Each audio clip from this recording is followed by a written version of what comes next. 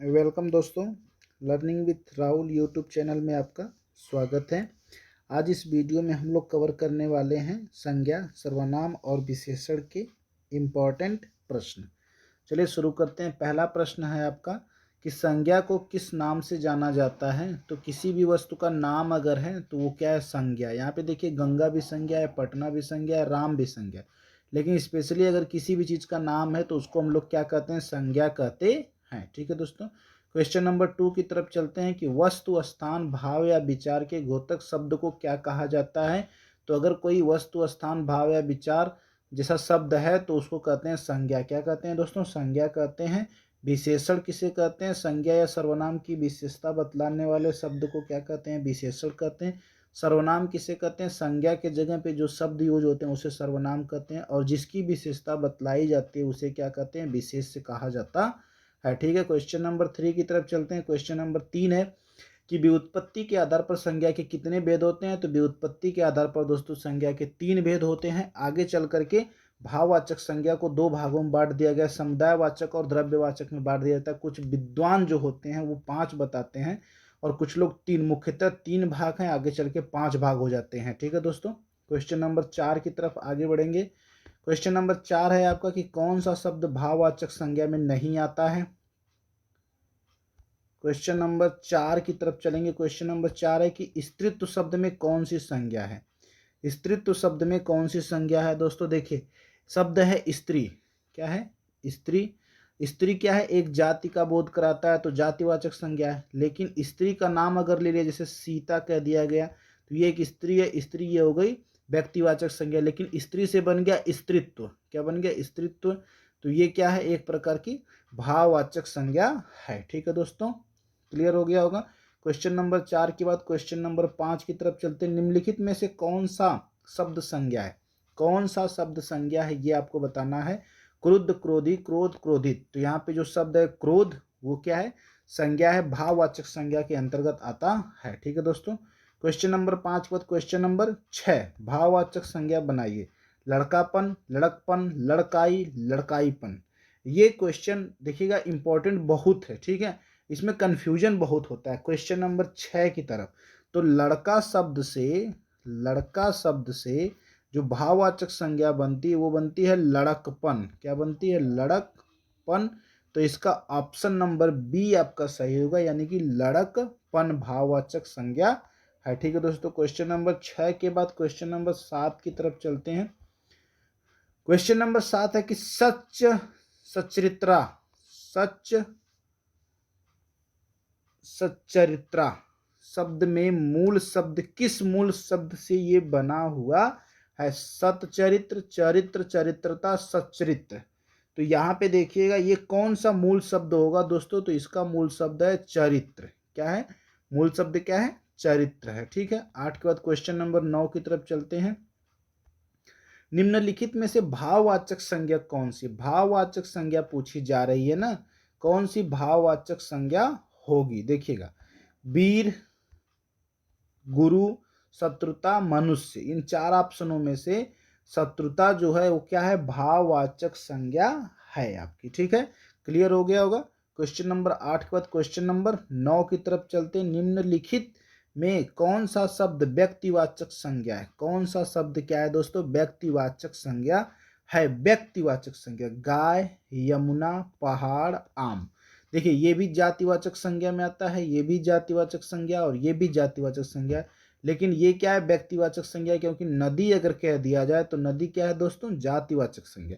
लेकिन अगर नदी का नाम लिख दिया गया तो वो क्या हो गया, व्यक्तिवाचक संज्ञा। ठीक है दोस्तों, क्लियर हो गया होगा। क्वेश्चन नंबर 9 के बाद हम लोग चलेंगे क्वेश्चन नंबर 10 की तरफ। क्वेश्चन नंबर 10 है आपका कि कौन सा शब्द भाववाचक संज्ञा नहीं है, कौन सा शब्द भाववाचक संज्ञा नहीं है। क्लियर, देखिएगा मिठाई, चतुराई, लड़ाई और उतराई, इसमें से भाववाचक संज्ञा नहीं है। देखिए मिठाई भाववाचक संज्ञा नहीं है, चतुराई भाववाचक में आता, लड़ाई, उतराई सब भाववाचक में। लेकिन मिठाई एक जातिवाचक संज्ञा है, इससे भाववाचक जो बनता है मिठास बनता है, मिठास। ठीक है दोस्तों, क्लियर हो गया।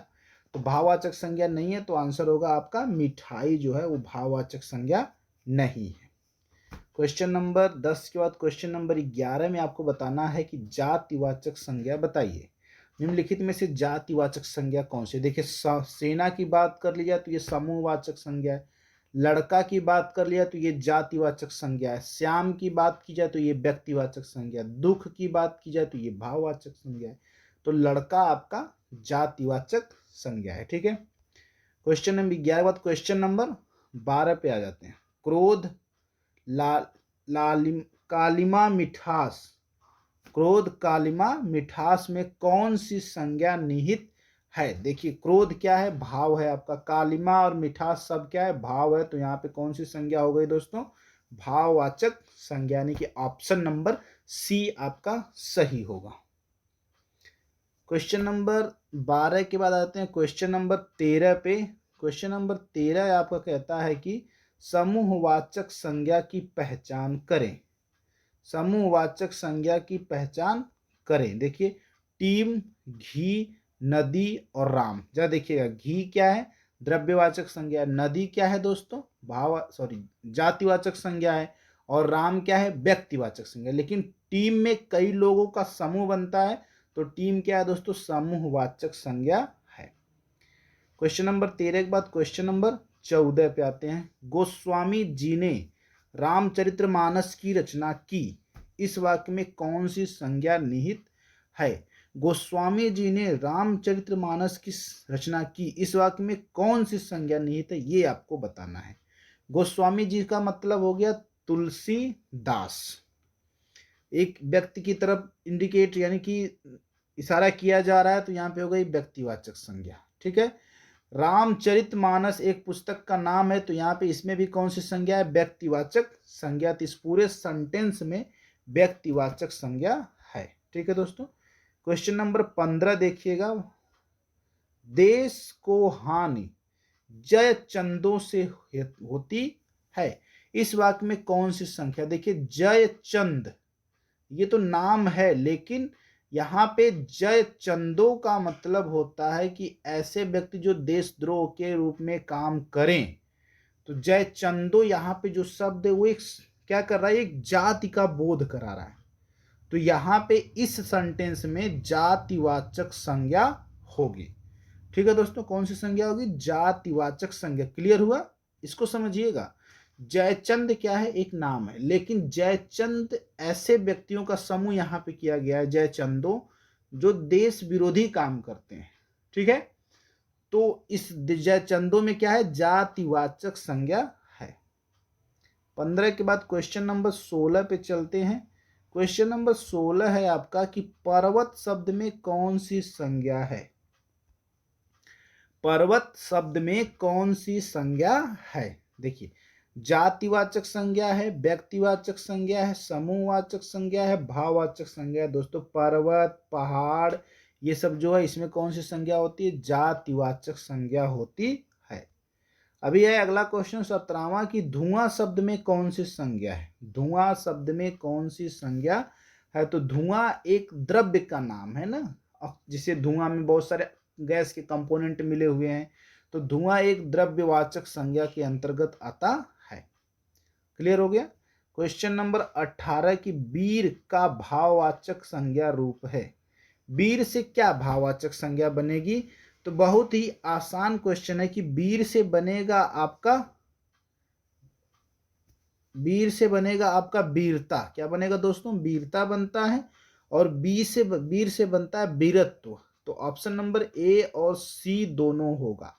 ए व सी दोनों, जरा इसको क्लियर करिएगा, ए और सी दोनों यहाँ पे सही है। ठीक है दोस्तों, वीर का भाववाचक रूप वीरता भी होता है और वीरत्व भी होता है, तो दोनों ऑप्शन सही होगा। ए और सी आप दोनों मानिएगा। ठीक है, क्वेश्चन नंबर 18 के बाद क्वेश्चन नंबर 19 पे आ जाते हैं दोस्तों। क्वेश्चन नंबर 19 है कि संज्ञा के स्थान पर प्रयुक्त होने वाले शब्द को क्या कहते हैं? तो संज्ञा के स्थान पर जो शब्द प्रयुक्त होते हैं उसे कहते हैं सर्वनाम। क्या कहते हैं दोस्तों? सर्वनाम कहते हैं। अगला क्वेश्चन है कि निम्नलिखित वाक्यों में से किस वाक्य में सर्वनाम का अशुद्ध प्रयोग हुआ है? वह स्वयं यहाँ नहीं आना चाहती, सही है। आपके आग्रह पर मैं दिल्ली जा सकता हूँ, सही है। मैं तेरे को घड़ी दूंगा, ये तेरे को शब्द सर्वनाम सही नहीं है। मैं तुमको घड़ी दूंगा ये सही होता, लेकिन तेरे को घड़ी दूंगा ये क्या है, गलत है। तो इस वजह से अशुद्ध प्रयोग ऑप्शन नंबर सी में किया गया है। ठीक है दोस्तों, क्वेश्चन नंबर 21 पे आते हैं कि मुझे किस प्रकार का सर्वनाम है? मुझे किस प्रकार का सर्वनाम है? उत्तम पुरुष है, अन्य पुरुष है, मध्यम पुरुष है, या इनमें से कोई नहीं है?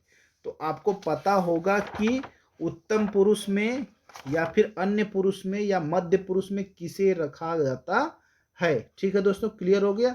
आप तो समझ रहे होंगे ना इसे। जैसे मुझे क्या है, मुझे एक प्रकार से मैं का बदला हुआ रूप है। जब सर्वनाम आप क्लास देखेंगे तो क्लास में बताया गया है कि जब मैं का प्रयोग संप्रदान विभक्ति में होता है तो वो क्या बन जाता है, मुझे। क्या बनता है, मुझे बन जाता है। तो मुझे क्या है, उत्तम पुरुष के अंतर्गत आता है। किस पुरुष के अंतर्गत आता है? उत्तम पुरुष का सर्वनाम है। क्वेश्चन नंबर 21 के बाद क्वेश्चन नंबर 22 की तरफ चलेंगे। क्वेश्चन नंबर 22 है आपका कि सर्वनाम के कितने प्रकार हैं। आसान सा क्वेश्चन है कि सर्वनाम के कितने प्रकार हैं दोस्तों। तो सर्वनाम के 6 प्रकार हैं। आपका ऑप्शन नंबर बी बिल्कुल सही होगा। क्वेश्चन नंबर 23 है, निश्चयवाचक सर्वनाम कौन सा है जिसमें निश्चितता का बोध होता है? तो यह और वह जो है ये निश्चयवाचक सर्वनाम के अंतर्गत आते हैं। क्या और कौन प्रश्नवाचक सर्वनाम के आते हैं। कुछ जो है अनिश्चयवाचक सर्वनाम के अंतर्गत आता है, इसको याद रखिएगा। ठीक है, क्वेश्चन नंबर 23 के बाद क्वेश्चन नंबर 24, इसमें अनिश्चयवाचक सर्वनाम कौन सा है? देखिए, सबको बता दिया जा रहा है वह जो है ये क्या है, निश्चयवाचक सर्वनाम है। वह क्या है, निश्चयवाचक। कोई क्या है, अनिश्चयवाचक। जो क्या है, संबंध या संबंधवाचक कह लिया जाए। और कौन क्या है, प्रश्नवाचक। तो अनिश्चयवाचक कौन सा है, सी यानी कि कोई। ठीक है, क्वेश्चन नंबर 24 के बाद क्वेश्चन नंबर 25 पे चलेंगे हम लोग। क्वेश्चन नंबर 25 है दोस्तों आपका कि यह घोड़ा अच्छा है, इस वाक्य में यह क्या है? यह क्या, यह घोड़ा अच्छा है, इस वाक्य में यह क्या है दोस्तों? तो यह है सर्वनाम की जगह पे प्रयुक्त हुआ है। तो यह क्या है, आपका सर्वनाम है। ठीक है दोस्तों, क्लियर हो गया होगा। क्वेश्चन नंबर 25 के बाद क्वेश्चन नंबर 26 है कि संबंधवाचक सर्वनाम बताइए। बताइए कि इसमें से कौन सा संबंधवाचक सर्वनाम है। तो कोई हो गया अनिश्चयवाचक सर्वनाम, कौन हो गया प्रश्नवाचक सर्वनाम, जो हो गया संबंधवाचक सर्वनाम, वह हो गया निश्चयवाचक। तो जो आपका क्या है, संबंधवाचक सर्वनाम है। क्लियर हो गया। क्वेश्चन नंबर 26 के बाद क्वेश्चन नंबर 27 की तरफ चलेंगे कि धुंधला शब्द में विशेषण है। धुंधला क्या है, देखिए जैसे कहा गया कि आसमान धुंधला है। आसमान क्या है, धुंधला है। तो धुंधला क्या है कि आसमान का गुण बता रहा है ना। तो इस वजह से धुंधला शब्द में कौन सा विशेषण है, गुणवाचक विशेषण है। क्वेश्चन नंबर 27 के बाद क्वेश्चन नंबर 28 की तरफ चलेंगे कि सरीखा शब्द में विशेषण है। सरीखा शब्द में कौन सा विशेषण है दोस्तों? तो सरीखा भी जैसे काम बहुत सरीखे से किया जाए, ये क्या है, विशेषता बतला रहा है, लेकिन गुण से संबंधित है ना। तो इसमें भी कौन सा गुणवाचक विशेषण है। क्लियर हो गया। क्वेश्चन नंबर 28 बाद क्वेश्चन नंबर 29, वह नौकर नहीं आया, वाक्य में वह कौन सा विशेषण? देखिए सर्वनाम की जगह पे वह प्रयोग है, लेकिन नौकर की विशेषता बतला रहा है ये ना। तो इस वजह से ये सार्वनामिक विशेषण के अंतर्गत आता है। हाँ दोस्तों, आगे चलेंगे क्वेश्चन नंबर 30 की तरफ। क्वेश्चन नंबर 30 है कि तीसरा शब्द में विशेषण है। तो जब कहा जाए पहला, दूसरा, तीसरा, तो यहाँ पे क्रमवाचक विशेषण होता है। पूर्णांक बोधक या गणनावाचक विशेषण में 1, 2, 3 ऐसे कह सकते हैं। आवृत्तिवाचक विशेषण में 1, 2 गुना, 3 गुना, 4 गुना की बात होती है। क्रमवाचक विशेषण में पहला, दूसरा, तीसरा हो गया तो क्रमवाचक विशेषण होता है। क्वेश्चन नंबर 31 देखते हैं। चौथाई शब्द में विशेषण है। चौथाई, जब ऐसी बात की जाए कि 3 गुना, 4 गुना, चौथाई ना, 1/, ऐसे अगर किया जाए तो यहाँ पे कौन सा होता है, आवृत्ति या अपूर्णांक बोधक, दोनों चीजें हैं। देखिए चौथाई का मतलब हो गया 1/4, लेकिन आवृत्ति का मतलब इसे 3 गुना, 4 गुना, अगर गुना में जा रहा है तो आवृत्ति है। लेकिन अगर 1/4 कहा गया, तिहाई कहा गया, तो वहां पे अपूर्णांक बोधक विशेषण होता है, अपूर्णांक बोधक विशेषण। क्लियर है। क्वेश्चन नंबर 31 के बाद क्वेश्चन नंबर 32, विशेषण जिस संज्ञा की विशेषता बतलाता है उसे क्या कहते हैं दोस्तों, तो विशेषण जिसकी विशेषता बतलाता है उसे कहते हैं विशेष्य कहा जाता है। क्वेश्चन नंबर 32 के बाद क्वेश्चन नंबर 33 पे आते हैं कि निम्नलिखित में से कौन सा शब्द विशेष्य है, कौन सा शब्द विशेष्य यानी जिसकी विशेषता बतलाई जाए। देखिए अगर मैं कह दूं कि अग्नि बहुत तेजी से जल रही है तो अग्नि की विशेषता बतलाई जा सकती है, इस वजह से अग्नि शब्द क्या है, विशेष्य के अंतर्गत आएगा। क्वेश्चन नंबर 33 के बाद क्वेश्चन नंबर 34 पे आते हैं कि ठंडा पानी ठंड पैदा करता है, इस वाक्य में कौन सा विशेष्य है। ठंडा पानी ठंड पैदा करता है, इस वाक्य में विशेष्य क्या है। देखिए पानी है, पानी का गुण है ठंड पैदा करना, लेकिन पानी कैसा है, ठंडा, तो विशेषता शब्द कौन बता रहा है, ठंडा, लेकिन किसकी विशेषता बतला रहा है, पानी की विशेषता बतला रहा है। तो जिसकी विशेषता बतलाई जाती वही विशेष्य होता है, इस वजह से पानी क्या है, इसमें विशेष्य है। ठीक है। क्वेश्चन नंबर 34 के बाद क्वेश्चन नंबर 35 पे आते हैं कि निम्नलिखित में से कौन सा शब्द विशेष्य है, इसमें से कौन सा शब्द विशेष्य यानी कि जिसकी विशेषता बतलाई जाए। तो दोस्तों इसमें अनासक्ति जो शब्द है वो क्या है, विशेष्य है। ठीक है। क्वेश्चन नंबर 35 के बाद क्वेश्चन नंबर 36 पे आते हैं कि निम्नलिखित में से कौन सा शब्द विशेष्य है। ऐसा ही क्वेश्चन है, निम्नलिखित में से कौन सा शब्द विशेष्य है। दोस्तों विषाद जो है, देखिए सब क्या है, विशेषता विशेषण है, लेकिन विषाद क्या है, विशेषण नहीं है, तो इसको हम क्या कहेंगे, विशेष्य कहते हैं, इसकी विशेषता बतलाई जा सकती है। क्वेश्चन नंबर 36 के बाद क्वेश्चन नंबर 37 पे आ जाते हैं। क्वेश्चन नंबर 37 है कि मीठा अमरूद में मीठा विशेषण किस कोटि का है। मीठा अमरूद क्या कर रहा है, शायद अमरूद का गुण बता रहा है, तो इस वजह से ये कौन सा विशेषण हुआ दोस्तों, गुणवाचक विशेषण होगा। क्वेश्चन नंबर 37 के बाद क्वेश्चन नंबर 38, तुम कहाँ पढ़ते हो में किस कोटि का विशेषण प्रयुक्त हुआ है। अब इसमें पूछा जा रहा है, प्रश्न किया जा रहा है, तुम कहाँ पढ़ते हो, तो इसमें है दोस्तों प्रश्नवाचक विशेषण है। कौन सा विशेषण है, प्रश्नवाचक। 38 के बाद क्वेश्चन नंबर 39 पे आते हैं।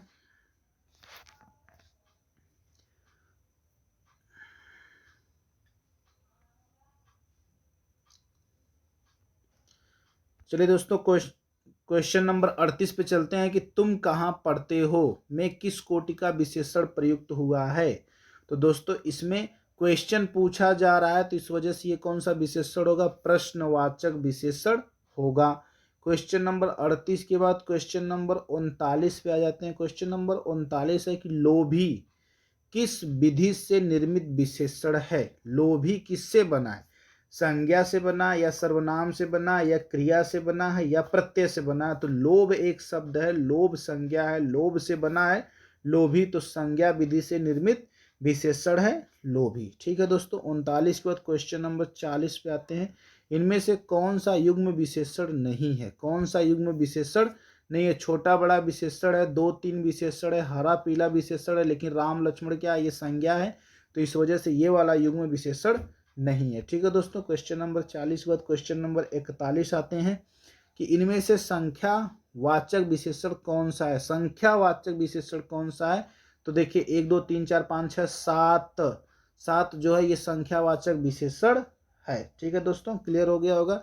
41 के बाद क्वेश्चन नंबर 42 की तरफ चलते हैं। क्वेश्चन नंबर 42 है आपका कि नीली साड़ी में कौन सा विशेषण है। ये साड़ी की विशेषता बतला रहा है, गुण बता रहा है, विशेषता बतला रहा है, क्या बता रहा है, आपको पता होगा कि नीली साड़ी में साड़ी का गुण बताया जा रहा है कि साड़ी कैसी है, नीली है, इस वजह से यहाँ पे कौन सा विशेषण होगा, गुणवाचक विशेषण होगा। ठीक है। क्वेश्चन नंबर 42 के बाद क्वेश्चन नंबर 43 की विशेषण शब्द का चयन कीजिए। इसमें से कौन सा विशेषण शब्द है। सरपंच, प्रपंच, पांचवा क्या है, विशेषण है या नहीं है दोस्तों, ये बताइएगा आप मुझे। देखिए आपको बताया गया ना, पहला, दूसरा, तीसरा, चौथा, पांचवा क्रमवाचक विशेषण है, तो पांचवा क्या है, विशेषण शब्द है। 43 के बाद क्वेश्चन नंबर 44 पे चलेंगे हम लोग। क्वेश्चन नंबर 44 है कि ऋषि संज्ञा शब्द में विशेषण शब्द क्या बनेगा। ऋषि संज्ञा शब्द से विशेषण शब्द क्या बनता है, ये आपको बताना है। क्लियर समझिएगा, ऋषि से क्या बनता है। बहुत ही अजीब सा क्वेश्चन है। ऋषि का जो विशेषण शब्द होता है वो होता है दोस्तों आर्ष। क्या होता है, आर्ष। और इसमें से कुछ भी नहीं है, ऋषि तुल्य, ऋषि कल्प, ऋषिवत, कुछ भी नहीं। इसका जो विशेषण शब्द होता है आर्ष होता है, इसको याद रख लीजिएगा, ठीक है। क्वेश्चन नंबर 44 के बाद क्वेश्चन नंबर 45 की व्याकरण की दृष्टि से कौन सा विशेषण नहीं है। इसमें व्याकरण की दृष्टि से कौन सा विशेषण नहीं है। भयभीत, निर्भीक, भीरु या फिर भय। देखिए भयभीत होना विशेषण है, भीरु भी एक गुण है, निर्भीक क्या है, ये भी एक गुण है ना, निडर होकर के, लेकिन भय क्या है, ये विशेषण नहीं है, ठीक है दोस्तों। क्वेश्चन नंबर 45 के बाद क्वेश्चन नंबर 46 पे चलते हैं। क्वेश्चन नंबर 46 है आपका कि एक प्रतिभा संपन्न छात्र का विशेषण है। एक प्रतिभा संपन्न छात्र, इसमें विशेषण है, का विशेषण है, ठीक है। जैसे जो छात्र प्रतिभा संपन्न है उसके लिए विशेषण क्या कहा जाएगा, चतुर, मेधावी, कुशल या फिर अध्ययनशील, तो उसके लिए विशेषण यूज होगा दोस्तों मेधावी। कौन सा विशेषण यूज होगा, मेधावी। क्लियर हुआ। क्वेश्चन नंबर 46 के बाद क्वेश्चन नंबर 47 पे आते हैं कि निम्नलिखित में विशेष्य पद है। निम्नलिखित में विशेष्य पद है, कौन सा इसमें विशेष्य है। देखिए अग्नि जो है ये विशेष्य, इसकी विशेषता बतलाई जा सकती है। क्वेश्चन नंबर 47 के बाद क्वेश्चन नंबर 48, बड़ा घर, छोटा आदमी और नीला वस्त्र में विशेष्य पद कौन से हैं। बड़ा घर, छोटा आदमी, नीला वस्त्र में कौन कौन से विशेष्य पद हैं। देखिए घर की विशेषता बतलाई जा रही है यहाँ पे आदमी की और यहाँ पे वस्त्र की। तो घर, आदमी और वस्त्र ये क्या है दोस्तों, विशेष्य है। ऑप्शन नंबर बी इसका सही होगा। क्वेश्चन नंबर 48 के बाद क्वेश्चन नंबर 49 पे आ जाते हैं हम लोग कि विशेष शब्द हैं। विशेष शब्द कौन सा है जिसकी विशेषता बतलाई जा सके, उसे क्या कहेंगे, विशेष कहते हैं। क्लियर है दोस्तों। देखिए विशेष शब्द कौन सा है, इसमें रामलला है, रमापति है, बुद्धिमती स्त्री है, सीताराम है। तो बुद्धिमती स्त्री में विशेष शब्द है, यहाँ पे स्त्री की विशेषता बतलाई जा रही है, तो ऑप्शन नंबर सी बुद्धिमती स्त्री, ठीक है दोस्तों। और अब लास्ट क्वेश्चन नंबर 50, निम्नलिखित विशेषण युग्मों में से एक गलत है। दोस्तों रुकिए, अगर आपने चैनल को सब्सक्राइब नहीं किया है, अगर आप चैनल पे नए हैं तो उसे सब्सक्राइब कर लीजिए और बेल आइकन को प्रेस करिए। वीडियो पसंद आया हो तो इसे लाइक और शेयर जरूर कर लीजिएगा। चलिए क्वेश्चन नंबर 50 है कि निम्नलिखित विशेष विशेषण युग्मों में से एक गलत है। कौन सा गलत होगा निम्नलिखित विशेष विशेषण युग्मों में से, वो हमको छांटना है। ताजी रोटी ये गलत होगा, या भाव विह्वल ये गलत होगा, या सर्वसुलभ ये गलत होगा, या फिर कर्म निष्ठ ये गलत होगा। निम्नलिखित विशेष विशेषण युग्मों में एक गलत है, कौन सा गलत होगा जरा समझिएगा। देखिए कर्मनिष्ठ बिल्कुल सही है, सर्वसुलभ बिल्कुल सही है, भाव विह्वल ये भी सही है, ताजी रोटी ये विशेषण युग्म क्या है, गलत है दोस्तों, ठीक है। तो क्वेश्चन नंबर 50 का हो गया ऑप्शन नंबर ए।